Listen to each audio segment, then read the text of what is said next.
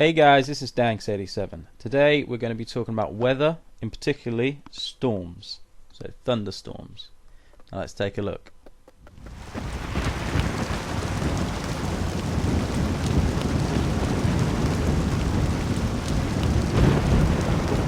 My apologies if you cannot see the rain properly or any of the effects. This, however, does look amazing in game.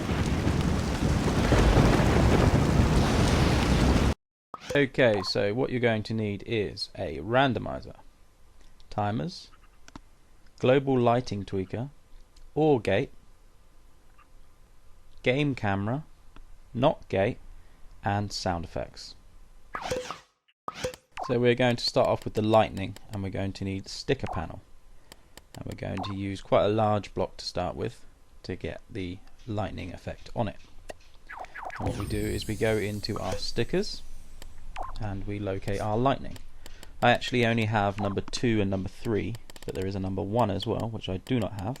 So this is in the realistic settings, and there's lightning bolt 2 and 3. Okay, so choose this one and we pop it on. Then we cut it out using our cutout tool. It's not necessary to do this, it just makes things a bit more tidy. And then we enlarge it, and then place it to wherever it is you want to have the lightning strike. Next we make a kind of control panel for the lightning. So we're going to place down another piece of sticker panel material, but it's just going to be completely invisible. Then I place a microchip on top of it, and I'm going to make it slightly larger so we can all see what's going on. Then we're going to place a second lightning bolt, just to show you how to do multiples. Now we're going to want our randomizer.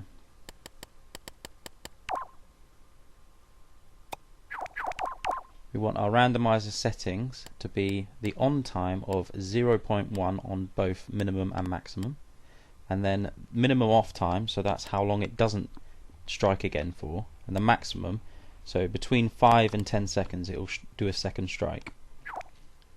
Then we take its output and we pop it down anywhere on the board so that it makes its own separate output. Then you can have multiple outputs from one output. Then we need a timer. This timer needs to be set to countdown timer of 0.3, and then we attach that to either one of the outputs of the randomizer, so they both need one each.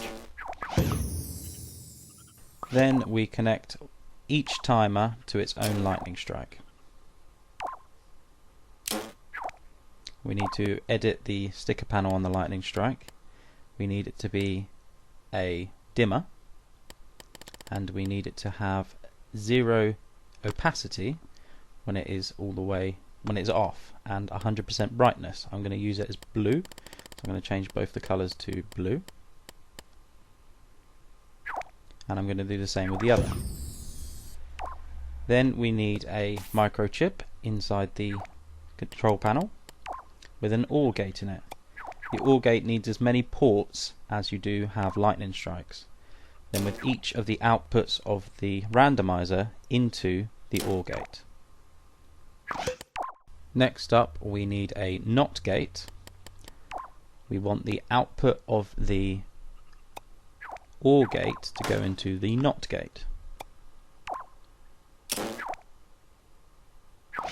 Now we are going to add in the lighting effects. So we go down and get our global light tweaker, and for this first one you want it to be the lighting of your level. So for mine I prefer it to have a little bit of a dark feel to it because it looks best. So that's going to be the default lighting setting of your level. Attach your NOT gate.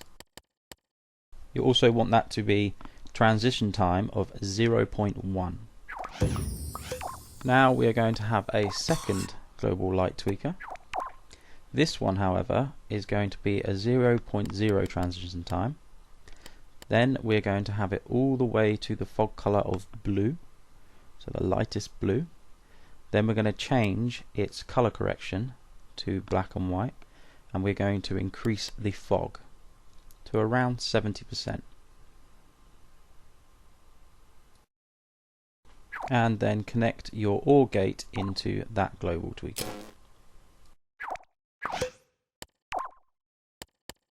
Next we're going to add the thunder sound. So we'll go into sounds and choose the thunderclap from Earth, Wind and Fire, and that will then be attached to from the OR gate as well.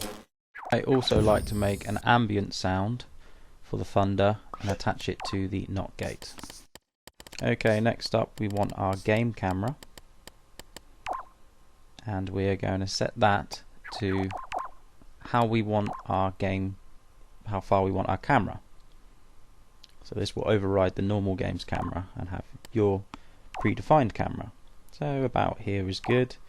Obviously if you were having quite a large level, you'd leave the player tracking to 100%. Then you'll attach that game camera to the NOT gate. Then we want a complete copy of that game camera, and we want this one to have some camera shake. Around 50% is good. Then attach the OR gate into the new camera with the shake on it. This will give us a 0.1 second shake. Next up, for the weather material, you've got two weather materials. I like to use the normal weather material for the rain because it kind of gives it a 3D feel. So put it all over wherever you want it to be raining. If you do want it to be raining, you don't need it to be raining. Select quite a large area.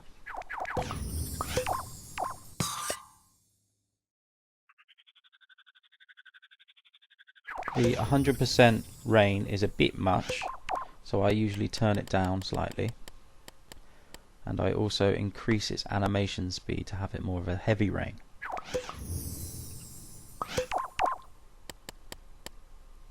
Also, to get a more realistic feel, rain very rarely falls straight down when there's a thunderstorm.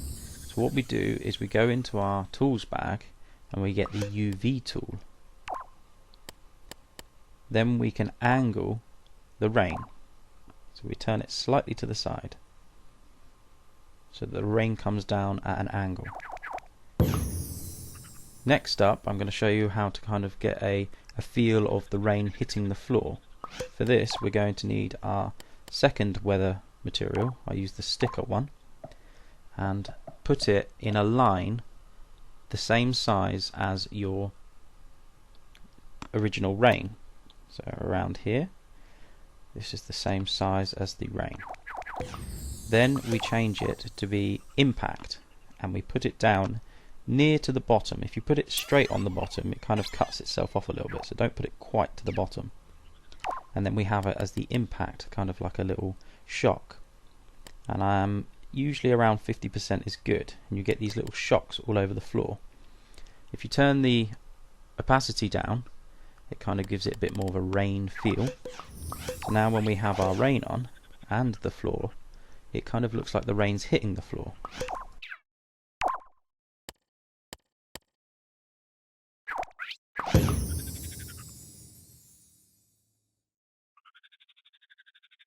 Now we are going to move our lightning strikes into position, and we are also going to add a rain sound. The best rain sound I have found is actually raining on metal. So we're going to add a new sound. It's quite loud, you don't want a minus value on the sound. And you want rain on metal.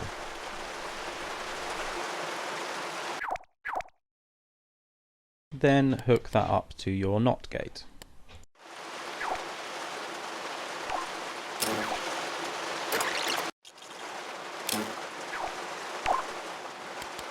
And now we have our weather conditions. If you would like to have objects inside the rain, when you place down the object, have above it the sticker panel, the sticker weather material, and have the flashy up bit exactly the same as we did with the floor. And that is pretty much it, guys. Well, thanks for watching, keep tuned for more, and don't forget to subscribe. There's lots of videos, lots to learn. Cheers, guys.